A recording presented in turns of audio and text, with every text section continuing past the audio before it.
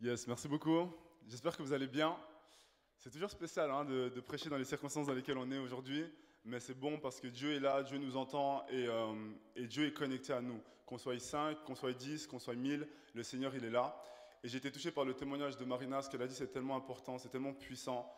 Dieu nous confère vraiment une autorité, mais quelquefois on a besoin d'une révélation pour réaliser en fait que la foi c'est pas juste un concept en fait religieux ou spirituel. La foi c'est une réalité en fait qui impacte ta vie et qui impacte la vie des autres. En tout cas, j'espère que tu vas bien, peu importe où tu es. J'espère que tu vas bien et que tu es rempli de la joie de Dieu et que tu es prêt à écouter la parole de Dieu. Le message que j'ai pour aujourd'hui a pour titre Pour un temps comme celui-ci. Et c'est inspiré du livre d'Esther. On va lire un verset et ensuite on va rentrer dans le message. Et j'espère vraiment qu'il va te parler par rapport aux réalités, aux circonstances qu'on vit actuelles, afin que tu puisses voir que Dieu est présent, Dieu n'est pas absent, Dieu n'est pas surpris par rapport à ce qui se passe, mais au contraire, Dieu est conscient, Dieu est présent, et Dieu part du principe que tu peux et que tu dois jouer un rôle dans les circonstances qu'on vit actuellement. Le verset qu'on va lire, c'est dans Esther 4, verset 9 à 16.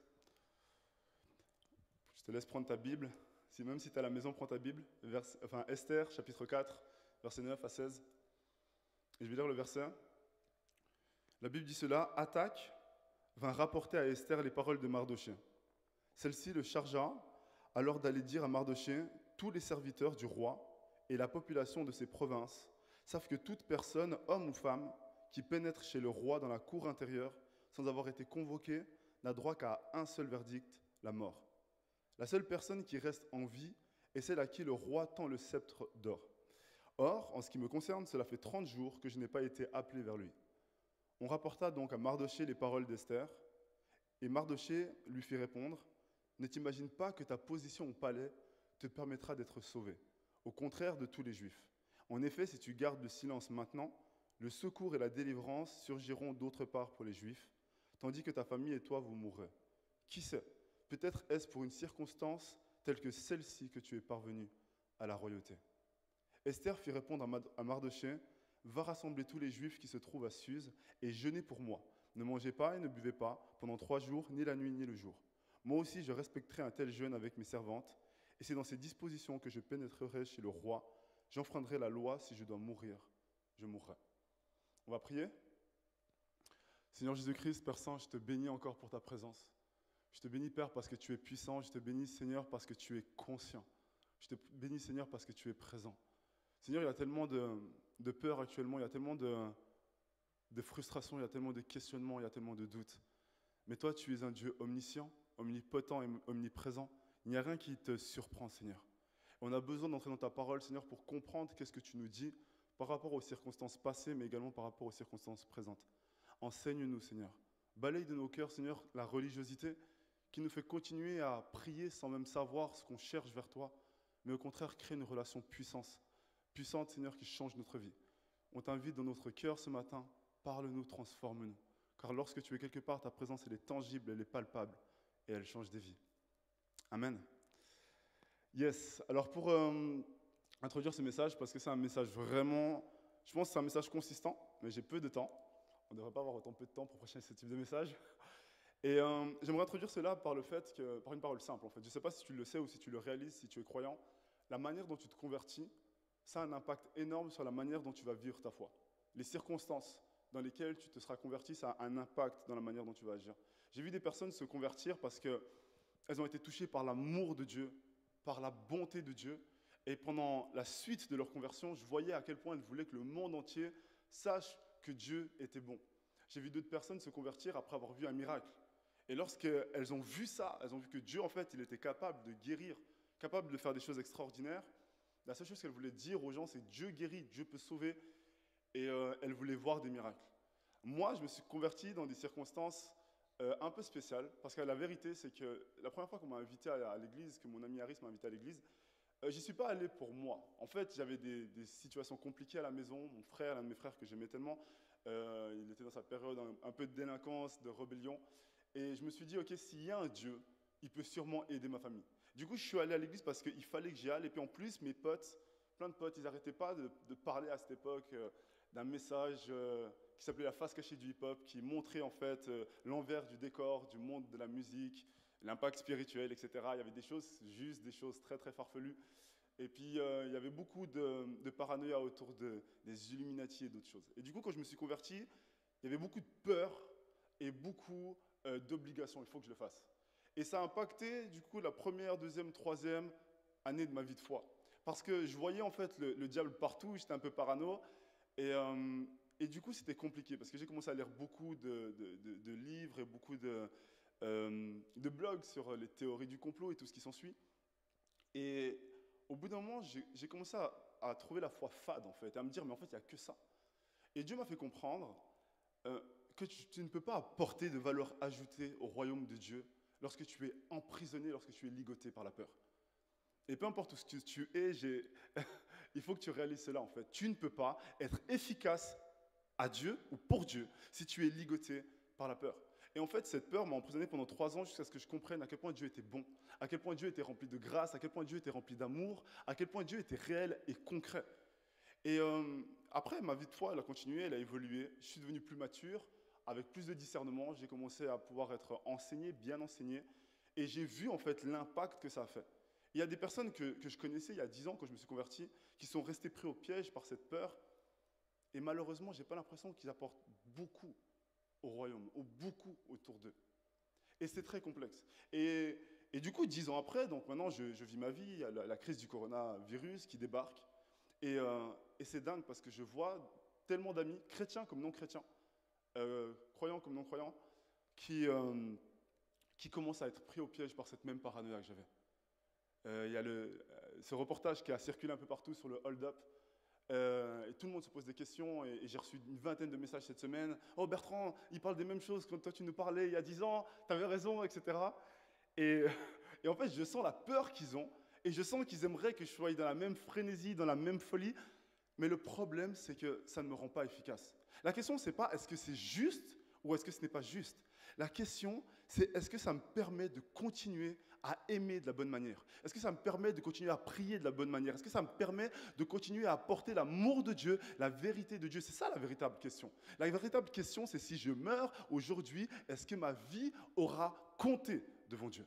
La véritable question, c'est ça. C'est pas de savoir est-ce qu'il y a un complot ou pas un complot, est-ce qu'il y a des Illuminati ou pas des Illuminati. La question, elle est plus profonde que ça. Parce que la vérité, c'est que ces choses étaient là avant toi, elles seront là après toi. Mais toi, tu es là pour un temps défini. Et crois-moi, Dieu a un plan. Dieu a un plan pour toi. Mais ça demande que tu regardes à Jésus. Il y a ce verset dans la Bible, dans Matthieu 14, du verset 22, verset 33, qui est tellement profond. Et des fois, le problème, c'est que les gens, ils lisent la Bible, mais ils n'essayent pas en fait de décortiquer ou de comprendre qu'est-ce que Jésus essaie de dire ou qu'est-ce que Jésus essaie de faire. Beaucoup de gens en fait n'arrivent même pas à critiquer la Bible, ils n'arrivent pas à avoir une pensée critique, et il faut avoir une pensée critique si tu veux évoluer avec Dieu. Et le verset dit cela: aussitôt après, donc c'est juste après le miracle des 5 pains et des 2 poissons, aussitôt après, Jésus obligea les disciples à monter dans la barque et à le précéder sur l'autre rive pendant qu'il renverrait la foule. Il faut vraiment comprendre. Le verset dit cela: Jésus les obligea. Jésus est omniscient, donc il sait tout. Et il les oblige parce qu'il veut que les choses se passent telles quelles. Verset 23, quand il le renvoyait, il monta sur la montagne pour prier à l'écart. Le soir venu, il était seul. La barque se trouvait déjà au milieu du lac, battue par les vagues, car le vent était contraire. À la fin de la nuit, Jésus alla vers eux en marchant sur le lac. Je reprends juste le verset 24. La barque se trouvait déjà au milieu du lac, battue par les vagues, car le vent était contraire. Il les a obligés d'aller sur le lac, et ce n'était pas du tout des bonnes circonstances. Il savait très bien ce qui allait se passer. Et Jésus, il les rejoint en marchant sur l'eau. Et le verset 26 dit cela: quand les disciples le virent marcher sur le lac, ils furent affolés et dirent: c'est un fantôme. Et dans leur frayeur, ils poussèrent des cris. Jésus leur dit aussitôt: rassurez-vous, c'est moi, n'ayez pas peur. Et Pierre lui répondit: Seigneur, si c'est toi, ordonne-moi d'aller vers toi sur l'eau. Jésus lui dit: viens. Pierre sortit de la barque et marcha sur l'eau pour aller vers Jésus. Mais voyant que le vent était fort, il eut peur, et comme il commença à s'enfoncer, il s'écria: Seigneur, sauve-moi. Et verset 31 dit cela: aussitôt Jésus tendit la main, l'empoigna et lui dit: homme de peu de foi, pourquoi as-tu douté? Ce verset est tellement spécial. Et les gens, justement parce qu'ils n'aiment pas offusquer, ils pensent en fait qu'ils offusquent le Seigneur. Donc les gens, parce qu'ils n'aiment pas offusquer la parole, ils se disent « Oh, c'est tellement magnifique ». Non, il y a plein de choses qui ont zéro sens.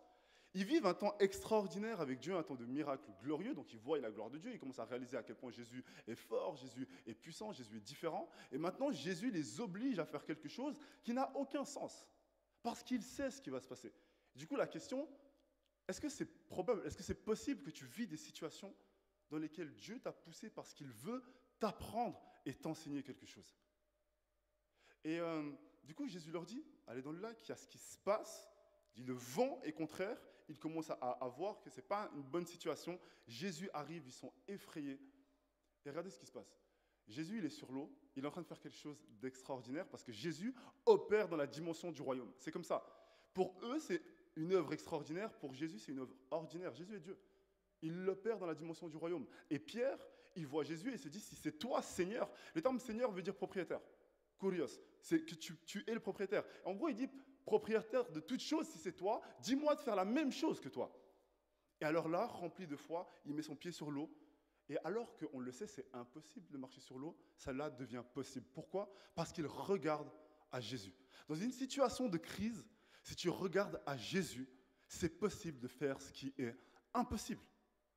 Tant qu'il regarde à Jésus, il arrive à marcher sur l'eau. Au moment où ce que le vent souffle, il est défocalisé et il s'enfonce dans l'eau. Et le Seigneur, il le tire et lui dit « homme de peu de foi ». Déjà, moi, si j'arrive à faire un pas sur l'eau, je m'appelle homme de grande foi. Okay? Maintenant, lui, il commence à marcher sur l'eau, il tombe dans l'eau, et Jésus lui dit « homme de peu de foi ». Parce qu'il lui dit en fait, tu veux opérer dans la même dimension que moi, mais ta foi est trop faible. Tu es perturbé par tout ce qu'il y a autour. Tu es perturbé par les temps, par les tempêtes, par tout ce qu'il y a. Tu es perturbé par ça. Il y a tellement de chrétiens qui disent « j'aime tellement le Seigneur, je veux tellement servir Dieu ». Voilà pourquoi lorsqu'il y a des situations compliquées, je m'énerve, je m'écrie. Mais en fait, tu ressembles aux disciples dans la barque. Il y a du vent, tu vois un fantôme et tu as peur. Et puis, tu doutes, tu ne sais pas si tu peux aller sur l'eau. Mais le truc, c'est que si tu veux vraiment faire honorer Dieu, glorifier Dieu, il faut que tu regardes à Jésus. Et lorsque tu vas regarder à Jésus, tu pourras marcher dans sa direction. Mais le problème, c'est que lorsque tu es affecté par tout ce qu'il y a autour, lorsque tu es affecté par le hold-up, lorsque tu es affecté par est-ce que le gouvernement il est bon ou pas bon, lorsque tu es affecté par est-ce que c'est un complot au niveau de l'économie, lorsque tu es affecté par tout ça, est-ce que tu arrives encore à prier de la bonne manière? Est-ce que tu arrives encore à jeûner de la bonne manière? Est-ce que tu arrives encore à aimer les gens de la bonne manière? Est-ce que tu arrives à prier pour les chefs d'État? Il y a des chrétiens, je pense que depuis le début du corona, là, ils n'arrivent plus à prier pour les chefs d'État. Est-ce que tu arrives encore à te dire que même si ces gens sont pris au piège par des doctrines et des systèmes de pensée compliqués, est-ce que tu arrives à aller au-delà de ça? Parce que des fois, en fait, tu émets des jugements que tu ne connais même pas. Peut-être qu'il y a des théories que tu dis qui sont fausses. Il y en a sûrement qui sont vraies, mais est-ce que tu es toujours efficace pour le royaume de Dieu? Amen? Et c'est tellement, tellement essentiel de se poser ces questions. Et dans l'histoire d'Esther, et je reviens là-dessus parce que c'est le livre du instant, c'est pas le psalmiste, c'est le grand penseur, ça me revient plus. C'est pas grave, c'est Salomon qui l'a écrit. L'Ecclésiaste, pardon. Dans l'Ecclésiaste, il dit cela. Il dit que si quelque chose sur la terre, si on vous dit que quelque chose est récent ou quelque chose est nouveau, on vous ment ou on se trompe. Il dit cela, il dit rien n'est nouveau sous le soleil. S'il y a quelque chose qui se passe aujourd'hui, ça s'est déjà passé hier, ça revient juste avec une forme différente. Et crois-moi, pour comprendre les situations compliquées que tu vis, ça ne sert à rien d'aller voir un marabout qui va t'expliquer le futur. Okay? Le Seigneur ne te demande pas de faire ça. Regarde ce qui s'est passé dans le passé et demande à Dieu comment est-ce que c'est censé me parler aujourd'hui. Dans l'histoire d'Esther, qui se passe en 483-473 avant Jésus-Christ, et ça date, ça se passe dans le royaume d'un roi qui s'appelle Assuérus, un homme extrêmement puissant. Son royaume, il s'étend de l'Inde à l'Éthiopie, et il est dans une période de gloire extrême, et il veut démontrer qui il est, il veut démontrer sa puissance. Alors il fait une fête, un festin, qui dure 180 jours. Moi, j'ai fait ma fête d'anniversaire qui durait un jour, mes 25 ans, j'ai trouvé que c'était pas mal, j'ai invité 85 personnes, j'étais content. 180 jours, c'est un autre niveau. Et le gars est puissant, et il a une fortune et une richesse qu'il veut démontrer. Après avoir fini cette fête de 180 jours, comme si ce n'est pas assez, il en refait une de 7 jours, juste vers la cour de son palais. Et à la fin de cette fête, il a envie de montrer à tous les princes, à tous ces dirigeants de province, à quel point sa femme est belle. Ces gars, c'est des gars orgueilleux, c'est pas le 21e siècle. Hein. Et du coup, il veut montrer à quel point sa femme, elle est belle, et il demande à sa femme, qui elle aussi organise une grande fête, de venir, et en gros de se pavaner. Et cette femme, la reine Vashti, elle refuse. Et parce qu'elle refuse, le roi, il s'en voit offusqué, il est choqué, il est blessé, et il parle avec ses princes et il dit qu'est-ce qu'il faut que je fasse. Parce qu'à cette époque, ils savent très bien que si je ne fais pas quelque chose, s'il n'y a pas une sanction, en fait, son attitude va se multiplier sur les femmes de mes autres princes, et ça va être compliqué. Et l'un des princes dit cela, il dit, tu dois la punir d'une certaine manière, tu dois lui ôter son titre de reine, afin que les autres princesses ou les autres femmes voient qu'elles doivent respecter leur mari. C'est une autre époque, c'est un autre temps. Et le truc, c'est qu'il fait cela. Et comme il n'a plus de reine, au bout d'un moment, il s'en voit triste, il est déçu et elle lui manque. Alors il s'est dit, il m'en faut une nouvelle. Et ce qu'il fait, c'est qu'il demande qu'on aille chercher parmi toutes les jeunes femmes de son royaume, plein de belles femmes dans son harem, et qu'il puisse en choisir une. Et parmi ces femmes, il y en a une qui s'appelle Esther. Esther, c'est la fille adoptive d'un juif en exil, parce que tous les juifs sont en exil là, qui s'appelle Mardochée. Et puis Mardochée lui dit, sois sage, ne dis pas au roi que tu es juive, parce qu'on sert un autre Dieu, on a d'autres coutumes, ne dis pas que tu es juive. Et c'est vraiment impactant le livre d'Esther, parce que durant tout le livre d'Esther, il n'y a aucune mention directe de Dieu. Il n'y a aucune mention directe de l'Esprit de Dieu. Lisez bien le livre d'Esther, creusez bien, il n'y a aucune mention. Pourtant, c'est dans la Bible. Parce que ce qui va se passer là a un impact tellement gigantesque avec la naissance de Jésus. Et c'est ça, des fois, qu'on ne réalise pas, en fait. On pourrait se dire, mais Mardochée dit à Esther de ne pas dire qu'elle est juive. Est-ce qu'il lui demande de mentir? Oui, non. En tant que chrétien, oui, non. En fait, des fois, beaucoup de chrétiens, c'est ça le problème, c'est que tu vas tellement loin dans la réflexion, comme je dis, que tu deviens inactif et improductif pour le royaume de Dieu. Mardochée sait que c'est ultra important que tu ailles vers le roi. Ça peut changer ta vie, ton destin, notre destin. Et il lui dit, par sagesse, ne parle pas de cela. Et elle va, et cette femme, elle a plu au roi, et elle touche le cœur du roi. Ok? Et maintenant, donc, la Bible dit cela, ce qui s'est passé avec la reine Vashti, donc, qui a été destituée, c'était à l'an 3 du règne d'Assuérus. Et il y a des années qui sont passées. Et Esther, elle était reine. Et elle vivait bien au palais. Je pense qu'elle avait sa petite vie tranquille quand tu es au palais. C'est quand même quelque chose de différent. La Bible dit que lorsqu'elle arrive dans le palais, donc elle n'est même pas encore reine, on lui donne 7 femmes. Okay? 7 femmes. Et puis après, pendant une année, elle doit se faire belle pour le roi. Pendant 6 mois, elle doit se laver avec certaines huiles. Et puis après, 6 autres mois avec d'autres huiles. Donc maintenant, elle est reine. C'est encore un autre niveau de grâce et ce qui en suit.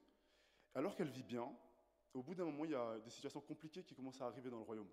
Son père adoptif, Mardochée, qui l'apprécie, il essaye toujours de traîner dans la cour du roi, enfin il essaye d'être proche du royaume, et puis au bout d'un moment, il entend qu'il y a un complot contre le roi.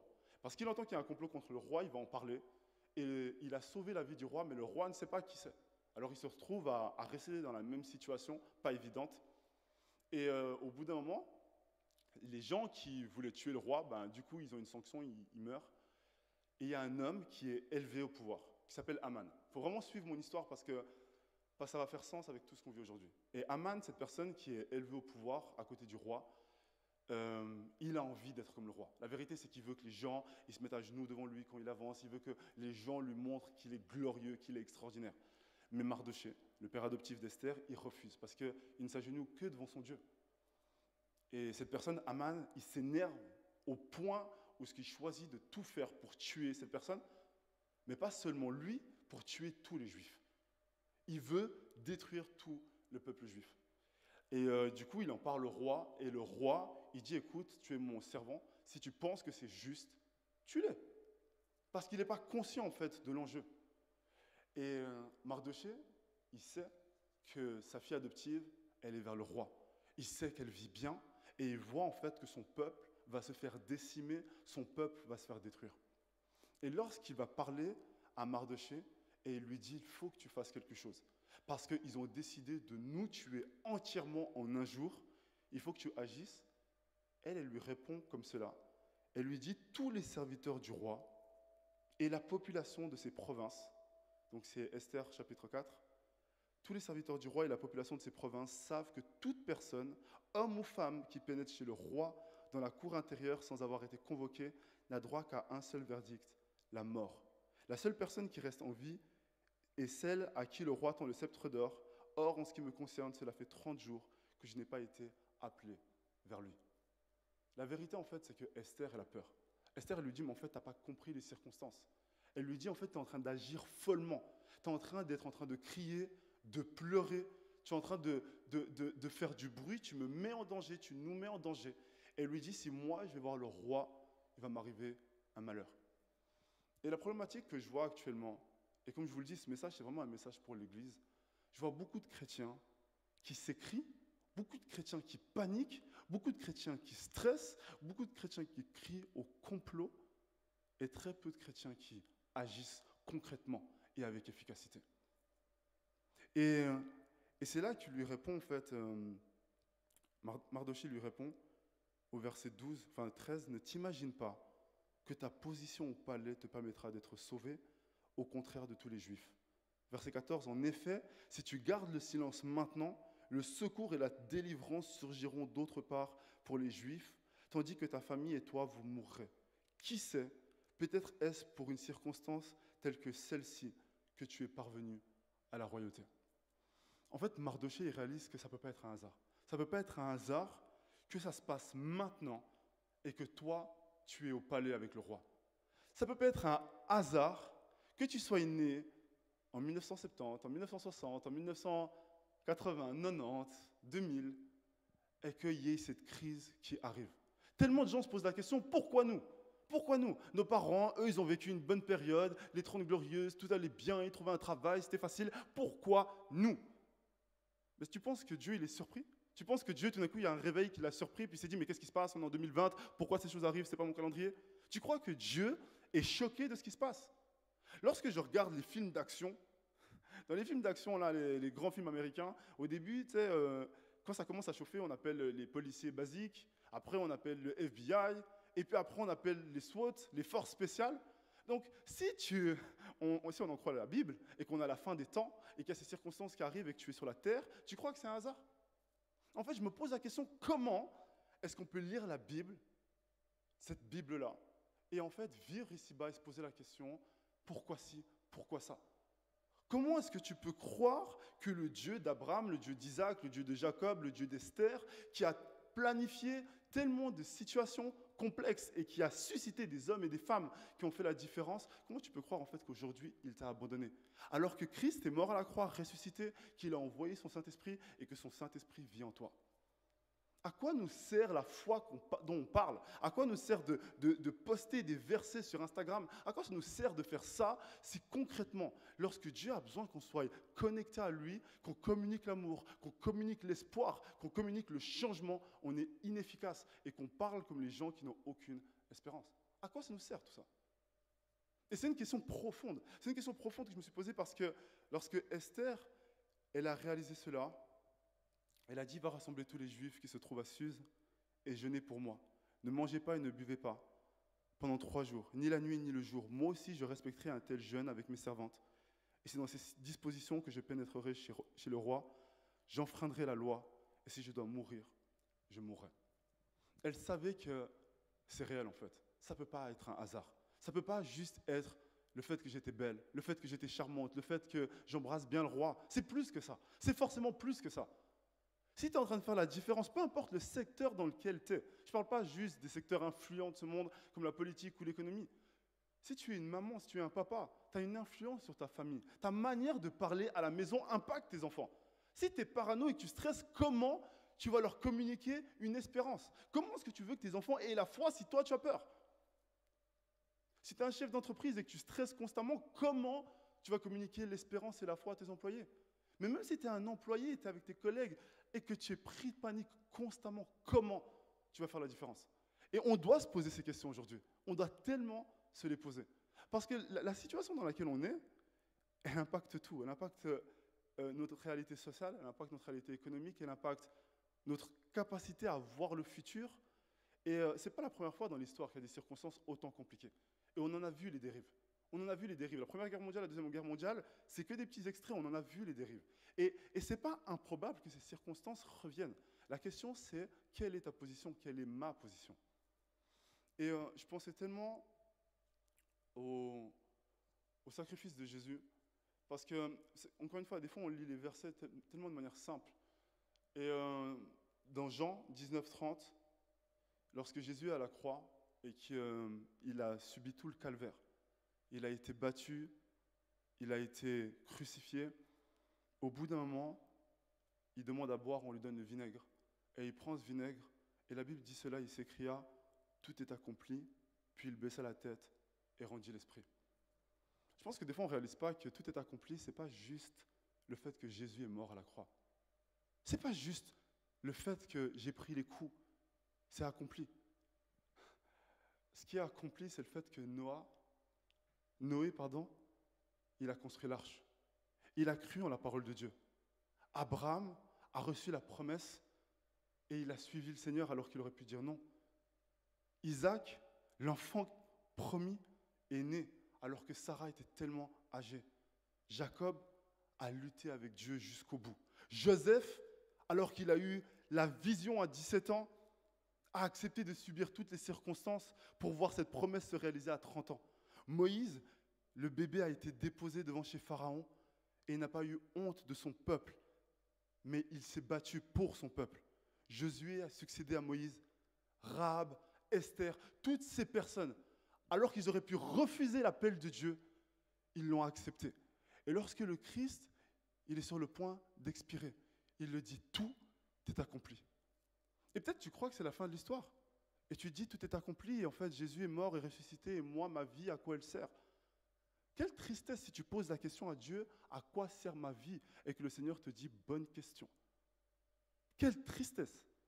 Parce que le plan de Dieu, le rêve de Dieu, il n'est pas terminé. Il n'est pas terminé juste quand il est mort à la croix. Au contraire, tellement de choses ont commencé à ce moment-là. Et j'ai tellement l'impression que c'est des choses qu'on oublie en fait. Ta vie compte, ma vie compte, ce qu'on choisit de faire compte. Et oui, il y a des circonstances humaines, mais ces mêmes circonstances qui te font stresser, elles étaient là il y a 2000 ans, elles étaient là il y a 1000 ans, elles étaient là au début de tout ce qu'on est en train de vivre, et elles seront encore là après. Et choisis d'être efficace, choisis de servir Dieu en fait, choisis de te poser la question, pourquoi je prie, pourquoi je vais à l'église, pourquoi je fais ce que je fais? En fait, la foi, ce n'est pas un concept, c'est ça que j'essaie de dire, la foi, ce n'est pas un concept, la foi, c'est réel. Et si tu ne marches pas vers Jésus, mais que tu regardes au vent, tu es déjà en train de t'enfoncer dans l'eau. Et Dieu te voit comme un homme et une femme de peu de foi. Amen. Là où tu es, peu importe si tu es chez toi, est-ce que tu peux te lever avec moi? Et peut-être avec ta famille, tu ne trouves pas que c'est utile et tout, tu veux rester sur ton fauteuil, mais s'il te plaît, lève-toi avec moi. Et on va prier ensemble. Parce que Dieu est là ce matin, et Dieu, il te parle à toi, mais Dieu, il me parle à moi aussi. Et Dieu, il n'a pas envie que ta vie, en fait, elle reste banale. Dieu, il n'a pas envie que ta vie soit inutile. Le Seigneur, il nous a donné le souffle de vie parce que notre vie compte. Elle compte pour ta famille, elle compte pour tes amis, elle compte pour la société. Le Seigneur veut t'utiliser, le Seigneur peut t'utiliser, mais est-ce que tu veux le laisser passer par toi? La Bible dit cela, la foi vient de ce que l'on entend, et ce que l'on entend vient de la parole de Dieu. Mais la vérité, c'est qu'il y a tellement d'autres paroles autour de nous, tellement d'autres mots, d'autres cris choisis d'entendre Dieu. Je ne te demande pas en fait de fermer ta télé. Je te demande que lorsque tu regardes ces choses, que tu puisses les utiliser pour être efficace et non pas pour être emprisonné. Seigneur Jésus-Christ, Père Saint, je te bénis pour ta présence. Je te bénis parce que tu es là ce matin au milieu de nous. Je te bénis, Père, parce qu'il n'y a aucun hasard. Je te bénis, Papa, parce que tu n'es pas surpris par les circonstances. Tu n'es pas surpris par les temps de crise. Mais au contraire, tu es là et tu nous dis, mon enfant, rends-toi disponible pour que je t'utilise. Et c'est ce qu'on veut faire ce matin. On veut te dire, Seigneur, utilise-moi. Utilise ma vie. Utilise ma bouche pour que je puisse parler. Utilise mes pieds pour que je puisse aller visiter les gens qui ont besoin de soutien. Utilise mes mains pour pouvoir prier et aider. Que ma vie puisse compter pour toi. Papa, je sais qu'il y a tellement de gens qui sont défiés. Ce n'est pas un petit niveau. Ils sont défiés parce qu'ils ont peur de perdre leur travail ou parce qu'ils ont peut-être vu leurs amis perdre leur poste. Et ils se disent, mais en fait, s'il y a tous ces complots, toutes ces choses, c'est à cause d'eux. Mais toi, tu leur dis en fait de triompher du mal par le bien, par l'amour. Parce que c'est qui tu es, Seigneur. Tu es au-delà de cela. Papa, on ne comprend pas tout. Et la vérité, c'est qu'on n'est pas en paix et joyeux tout le temps. Mais on veut être au-delà de cela. On veut croire en toi et on veut s'accrocher à toi. S'il te plaît, Seigneur, viens t'inviter dans notre vie. Invite-toi dans notre vie. Viens dans notre cœur et change nos circonstances. Dans le nom du Seigneur Jésus-Christ. Amen. Je vais encore faire juste un deuxième appel à la prière. Et je vous laisse commencer à jouer, un groupe de louanges.